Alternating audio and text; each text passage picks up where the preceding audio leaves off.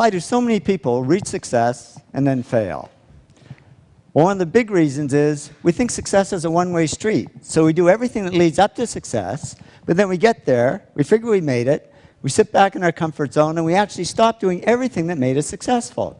And it doesn't take long to go downhill. And I can tell you this happens because it happened to me.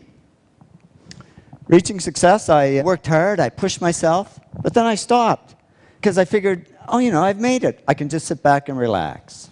Reaching success, I always tried to improve and do good work, but then I stopped because I figured, hey, I'm good enough. I don't need to improve anymore.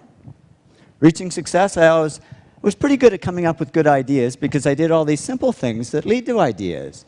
But then I stopped because I figured I was this hotshot guy and I shouldn't have to work at ideas. They should just come like magic. And the only thing that came was creative block. I couldn't come up with any ideas. Reaching success, I always focused on clients and projects and ignored the money.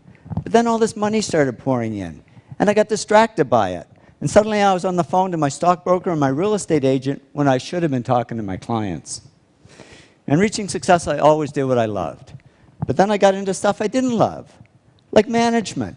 I'm the world's worst manager, but I figured I should be doing it because I was, after all, the president of the company. Well, soon a black cloud formed over my head, and here I was, outwardly very successful, but inwardly very depressed. But I'm a guy. I knew how to fix it. I bought a fast car. It didn't help. I was faster, but just as depressed. So I went to my doctor. I said, Doc, I can buy anything I want, but I'm not happy. I'm depressed.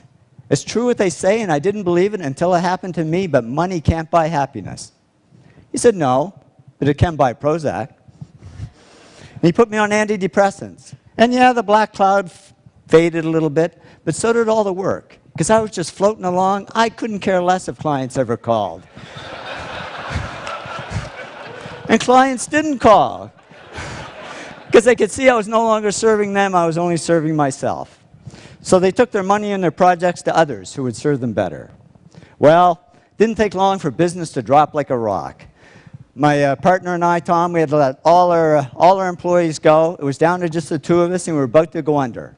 And that was great, because with no employees, there was nobody for me to manage. So I went back to doing the projects I loved.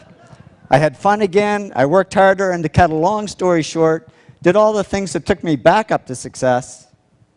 But it wasn't a quick trip. It took 7 years.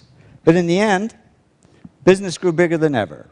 And when I went back to following these 8 principles, the black cloud over my head disappeared altogether. And I woke up one day and I said, I don't need Prozac anymore.